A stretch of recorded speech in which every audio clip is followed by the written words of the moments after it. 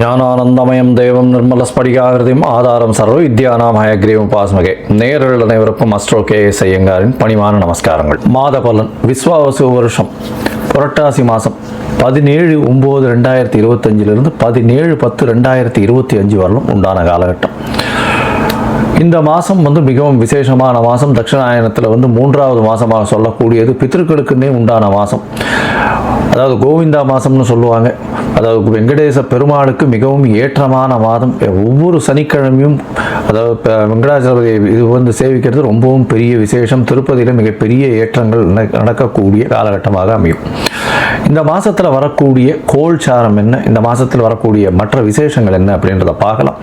இந்த மாதத்தில் கோல்சாரம்னு பார்த்தோம்னா காலபுருஷ தத்துவத்தின் 3வது ராசி அப்படின்னு சொல்லக்கூடிய மிதுனத்தில் குருவும், சிம்மத்தில் 5வது ராசியான சிம்மத்தில் சுக்கிரனும் கேதுவும், 6வது ராசியான கன்னியில் புதனும் சூரியனும், 7வது ராசியில் செவ்வாய் அதாவது துலாத்தில், கும்பத்தில் சனி வக்ரம் இருக்கார், ராகுவும் இருக்கார். இந்த மாதத்தில் பார்த்தோம்னா வரக்கூடிய மாற்றங்கள் 29/9/2025 புதன் கன்னியா ராசியிலிருந்து துலா ராசிக்கு போகிறார். 8/10/2025 அப்போ வாக்கிய பஞ்சாங்கம் பிரகாரம் புனர்பூசம் 3ஆம் பாதத்திலிருந்து குரு 4ஆம் பாதத்துக்கு கடக ராசியில் போய் அதிசாரமாகி உச்சம் பெறுறார். இந்த குருவினுடைய அதிசாரம் தனியாக வீடியோ போடுறேன், அதை பாருங்க. ஒரு ராசிக்கும் எப்படி இருக்கும்ன்றது தனியாக போடுறேன். ஏன்னா இது வருஷ கிரகம். கிட்டத்தட்ட ஒரு 4 மாதத்துக்கு மேலே 4-5 மாதத்துக்கு மேலே குரு அங்கே இருக்க போகிறார். ஏன்னா வக்கரகதியும் அடைகிறார். ஒரு 2 மாதம் கழித்து வக்கரகதி அடைகிறார். அதுக்கப்புறம் மிதுனத்துக்கு போகிறார். மிதுனத்தில் வக்கரகதியிலேருந்து திரும்பியும் அவர் இதுவாகி பிப்ரவரி வரணும். இந்த வக்கரகதியிலேருந்து வக்கர நிவர்த்தி பிப்ரவரி மார்ச்சில் தான் வரும். சரி, இந்த மாதத்தில் சுக்கிரனுடைய மாறுதல் சிம்மத்திலிருந்து கன்னிக்கு வரார் 10/10/2025 அப்போ. இந்த மாறுதல்களோடு இந்த மாதம் நடக்கிறது.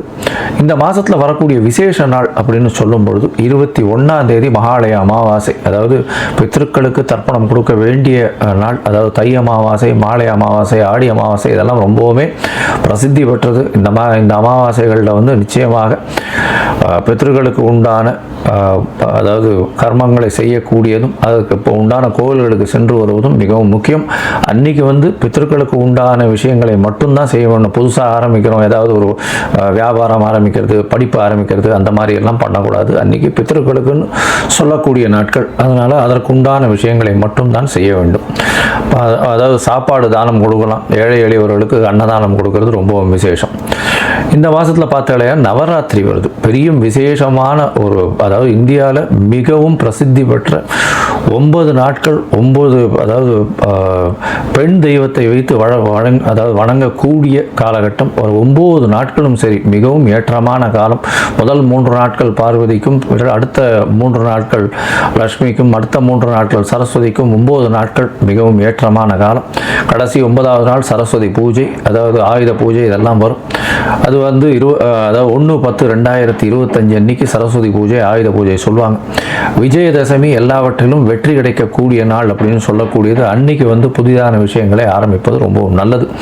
அந்த வெற்றி கிடைக்கக்கூடிய நாள் 2/10/2025 புதுசாக எந்த ஒரு விஷயத்தையும் தொடங்கிறதுக்கு ஆரம்பிக்கிறதுக்கு ஏற்ற நாள். இதை தவிர பார்த்தாலேயானால் 2/10 அன்னைக்கு அக்டோபர் 2 சொல்லக்கூடியது காந்தி ஜெயந்தி, நம்மளுடைய தேசப்பிதாவினுடைய அதாவது பிறந்த தினமாக சொல்லக்கூடியது காந்தி ஜெயந்தி. ஸோ அதனால் அதுவும் ரொம்ப விசேஷம். தேசத்திற்காக பாடுபட்டவர், தேசத்தின் சுதந்திரத்திற்காக பாடுபட்டவர். இந்த மாதத்தில் பார்த்தாலேயானால் மேஷம் முதல் மீனம் வரை ஒரு ராசிக்கா என்ன மாதிரியான ஏற்றங்கள், என்னென்ன விசேஷங்கள், மாற்றங்கள் இருக்குது அப்படின்றத பார்ப்போம். அதற்கு முன்னாடி என்னுடைய மொபைல் நம்பர் கீழே ஸ்க்ராலிங்கில் வந்துட்டுருக்கோம். உங்களுக்கு அஸ்ட்ராலஜிக்கல் கன்சல்ட் தேவைப்பட்டதுன்னா எனக்கு ஃபோன் பண்ணுங்க. உங்களுடைய date, time, place of birth, உங்களுடைய பெயர், தாய் தகப்பனார் பெயர் இது வரணும் நீங்கள் அனுப்புங்க. என்னுடைய கட்டணம் என்னன்னு சொல்கிறேன். அந்த கட்டணத்தை அனுப்பிட்டு UTR நம்பர் ஷேர் பண்ணுங்க. உங்களுக்கு முதல்ல உங்களுடைய ஜாதகத்தை PDF போடுறேன். அதில் சந்தி இருக்கான்றதை பார்க்குறேன். நட்சத்திர சந்தி, நட்சத்திர பாத சந்தி, அதை தவிர வந்து லக்ன சந்தி, லக்ன பாத சந்திகள் இருக்கிறத பார்ப்போம். ஏன்னா எனக்கு தெரிஞ்சு 50 வயசு 55 வயசில் இருக்கிறவாள் எல்லாமே இந்த பாத சந்தியில் வந்து ரொம்ப இந்த லக்னத்துக்கு இந்த தசை ரொம்ப நன்னா இருக்கும்னு நினச்சிட்டு இருப்போம். ஆனால் ரொம்ப மோசமாக இருக்கும். ஏன்னா அதற்கு முந்தின பாதத்தில் பிறந்திருப்பார். எடுத்துக்காட்டாக பார்த்தாலே ஏன்னா விசாகம் 3ஆம் பாதத்தில் பிறந்திருப்பார். ஆனால் விசாகம் 4ஆம் பாதம்னு எழுதி விருச்சிக ராசின்னு வச்சுட்டு இருப்பார். 3ஆம் பாதமாக இருந்ததுன்னா துலா ராசி. துலா ராசிக்கு துலா லக்னமோ துலா ராசிக்கு உண்டான சுவர்கள் வேறு, பாவர்கள் வேறு, சமமானவர்களும் வேறு, அதே மாதிரி விருச்சிக ராசிக்கு உண்டானவர்களும் வேறு. அதனால் வந்து பார்த்தோம்னா இப்போ நல்லது நடக்கும்னு நினச்சின்னு யாராவது ஜோசியத்தில் சொல்லியிருப்பா எழுதி வச்சதை பார்த்து. அதில் வந்து பார்த்தாலேயானால் ஒரு மாறுதலாகி உங்களுக்கு எல்லா விஷயங்களும் அடிபட்டுட்டே இருக்கும். அதனால் அதை முதல்ல ஒழுங்காக பார்த்து சந்தியை சரியாக பார்த்து செஞ்சால் மட்டும்தான் உங்களுடைய ஜாதகம் சரியாக இருக்கும். அதற்கு பிறகு உங்களுடைய தசாபுக்தி, அந்தரம், சூக்ஷ்மம், இன்றைய காலகட்டத்தினுடைய நிலைமைகள், இன்றைய நிலைமையில் இருக்கக்கூடிய கோல்சாரம் நிலைமைகள் எப்படி இருக்குன்றதையும் பார்த்து உங்களுக்கு உண்டான தீர்வு என்ன அப்படின்றத சொல்கிறேன். இதன் மூலியமாக உங்களுடைய வாழ்க்கையில் வளர்ச்சியும் மலர்ச்சியும் இருக்கக்கூடிய வாய்ப்புகள் உண்டு.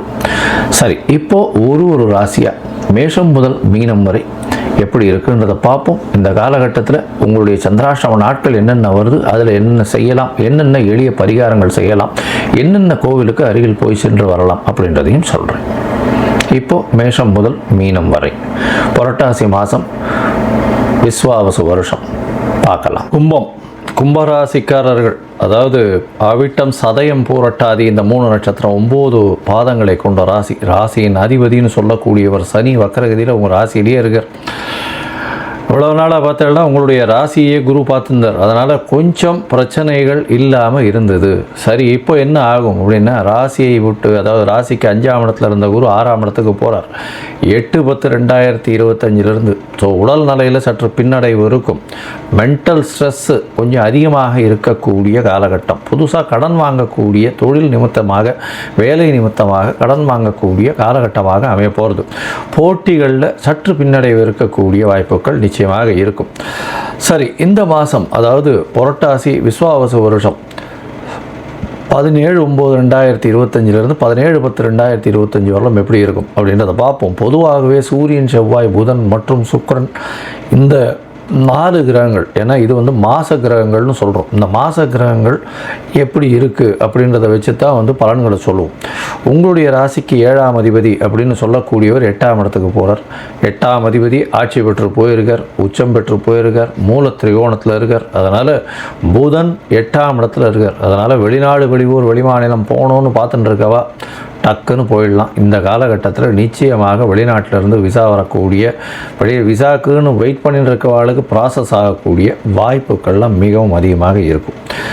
எதிர்பாலினத்தவர் மூலியமாக சிறு சிறு தொல்லைகள் வரக்கூடிய வாய்ப்புகள் இருக்கும். மறைமுகமாக நண்பர்கள் மூலியமாக பிரச்சனைகள் வரக்கூடிய வாய்ப்புகள் நிச்சயமாக உண்டு. ஜாகிரதையாக இருக்கிறது நல்லது. பேச்சில் கொஞ்சம் ஜாகிரதையாக இருக்கும். இருந்தாலும் உங்களுடைய பேச்சின் மூலியமாக நிச்சயமாக எல்லா இடத்துலையும் வெற்றி காணக்கூடிய வாய்ப்பு உண்டு. ஏன்னா குரு 2ஆம் இடத்தை கண்டிப்பாக பார்க்குறார். அதனால் நல்ல ஒரு ஏற்றம் இருக்கும். 12, 2 குரு பார்க்கறதுனால சுப செலவுகள் வரக்கூடிய வாய்ப்பு நிச்சயமாக உண்டு. பண வரவிற்கு பஞ்சம் இருக்காது. ஏன்னா எப்போ எடுத்தீங்கன்னாலும் பண வரவிற்கு நிச்சயமாக பஞ்சம் இருக்கக்கூடிய வாய்ப்புகள் இல்லை. 7ஆம் இடத்துல கேது இருக்கிறதுனால பார்ட்னர்ஷிப் பிஸ்னஸ் எல்லாம் வந்து சற்று பின்னடைவு இருக்கக்கூடிய வாய்ப்புகள் இருக்கும். அதிகமாக இன்வெஸ்ட்மெண்ட் பண்ணாதீங்க, பொறுமையாக இருங்கோ, நல்லது நடக்கும். உங்களுடைய ராசிக்கு பார்த்தீங்கன்னா 9ஆம் அதிபதி, அதாவது 4-9 அதிபதினு சொல்லக்கூடிய சுக்கிரன் சமசப்தமத்தில் இருக்கார். 7ஆம் இடத்துல இருந்தாலும் கேதுவோட சம்பந்தத்தில் இருக்கக்கூடிய காலகட்டமாக இருக்கிறதுனால எதிர்பாலினத்தவர் மூலியமாக சிறு சிறு தொல்லைகள் வரக்கூடிய வாய்ப்புகள் நிச்சயமாக உண்டு. அது தவிர பார்த்தீங்கன்னா சுக்கிரன் உங்களுடைய ராசிக்கு 8ஆம் இடத்துக்கு போய் அவரும் மறைவு ஸ்தானத்துக்கு போகிறார். எப்போ அப்படின்னா 8/10/2000, அதாவது 10/10/2025 அன்னைக்கு வந்து சுக்கிரன் 8ஆம் இடத்துக்கு போகிறார். இருந்தாலும் 29/9/2025 அன்றைக்கி புதன் வந்து உங்களுடைய ராசிக்கு 9ஆம் இடத்துல வந்து பரிவர்த்தனை யோகம் அமையிறது. பரிவர்த்தனை யோகம் சுக்கிரனுக்கும் புதனுக்கும் அமையிறது பெரிய விசேஷத்தை கொடுக்கக்கூடிய காலகட்டமாக அமையிறது. இதன் மூலமாக பார்த்தேனால், பரிவர்த்தனை யோகத்தின் மூலமாக பார்த்தேனால் 9ஆம் அதிபதி 9ஆம் இடத்துல ஆட்சி பெற்றதாகவும் 8ஆம் அதிபதி 8ஆம் இடத்துல ஆட்சி பெற்றதாகவும் இருக்கும். இதனால் எங்களுக்கு என்ன சார் பிரயோஜனம் அப்படின்னா, வெளிநாடு போகணுன்னு பார்க்குறவாளுக்கு கண்டிப்பாக வெளிநாடு போக முடியும். படிக்கக்கூடிய மாணவ மாணவியர்கள் வெளிநாட்டில் போய் படிக்கணும்னு நினச்சிட்டு இருந்தாலே ஆனால் கண்டிப்பாக வெளிநாடு போய் படிக்கக்கூடிய பாக்கியங்கள் நிச்சயமாக கிடைக்கும்.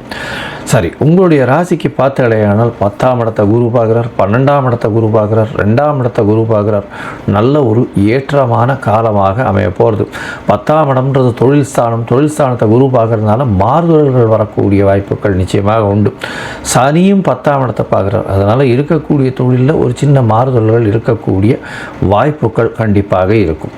பொதுவாக பார்க்க போனேமேயானால் இந்த கும்பராசிக்காரர்களுக்கு ஏற்றங்கள் இருக்கும்.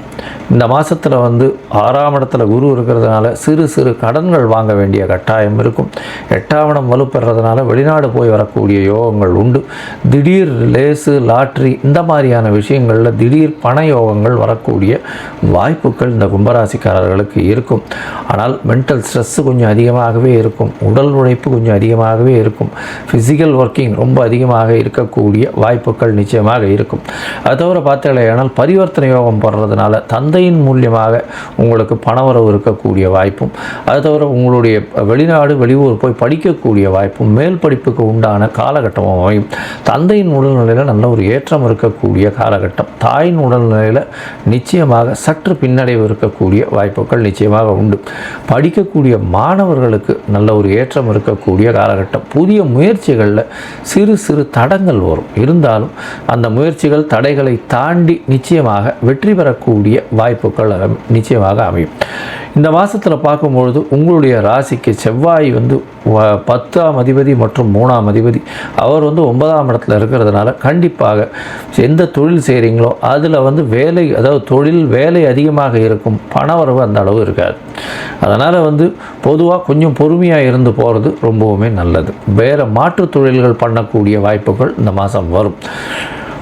இந்த மாதத்தில் பார்த்தீங்கன்னா சில நாட்கள் உங்களுடைய அதாவது புதிய முயற்சிகளை தள்ளி வைக்கிறது நல்லது. அந்த சில நாட்கள்னு சொல்கிறது சந்திராஷ்டம நாட்கள். சந்திராஷ்டமம் அப்படின்னு சொல்லும் பொழுது புதிய முயற்சிகள் இல்லாமல் பார்த்துக்கிறது நல்லது. வெளியூர் வெளிமாநில பிரயாணம் இல்லாமல் பார்த்துக்கிறது நல்லது. 8ஆம் இடத்துல சந்திர பகவான் போய் இருக்கும்பொழுது சந்திராஷ்டமம்னு சொல்கிறோம். இது சந்திராஷ்டமம் ஏன் பார்க்கணும் அப்படின்னா நிச்சயமாக தவறுதலாக, ஏன்னா மதிகாரகன் மறைந்திருக்கும்போது தவறான முடிவுகள் எடுக்கக்கூடும். அதனால் கண்டிப்பாக இந்த காலகட்டத்தை தவிர்க்கிறது நல்லது. ஒருவேளை நீங்கள் பண்ண வேண்டிய கட்டாயம் இருந்தால் சந்திரனுக்கு உண்டான எளிய பரிகாரம்னு சொல்லக்கூடிய பசும்பால் வாங்கி ஒரு 1/2 டம்ளர் அருகில் இருக்கக்கூடிய விநாயகர் கோவிலில் கொடுத்துட்டு போங்க. உங்களுக்கு சந்திராஷ்டமத்தின் தாக்கம் நிச்சயமாக குறையும். இந்த புரட்டாசி மாதத்தில் உங்களுக்கு வரக்கூடிய சந்திராஷ்டம நாட்கள்னு அப்படின்னு பார்த்தாலேயானால் 21/9/2025 அதிலிருந்து 23/9/2025 வரலும் உண்டான நாட்கள். இந்த நாட்களில் புதிய முயற்சி வேண்டாம்னு சொல்கிறோம். இந்த மாதத்தில் பார்த்தாலேயானால் நீங்கள் கண்டிப்பாக அருகில் இருக்கக்கூடிய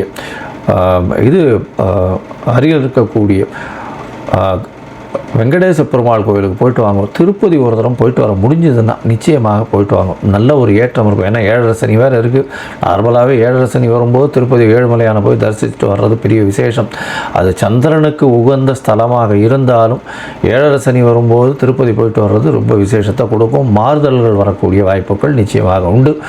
திருப்பதி வெங்கடாஜலபதியை போய் பார்த்துட்டு வாங்கும். நல்ல ஒரு ஏற்றமும் மாற்றமும் உங்கள் வாழ்வில் நிச்சயமாக வரும்.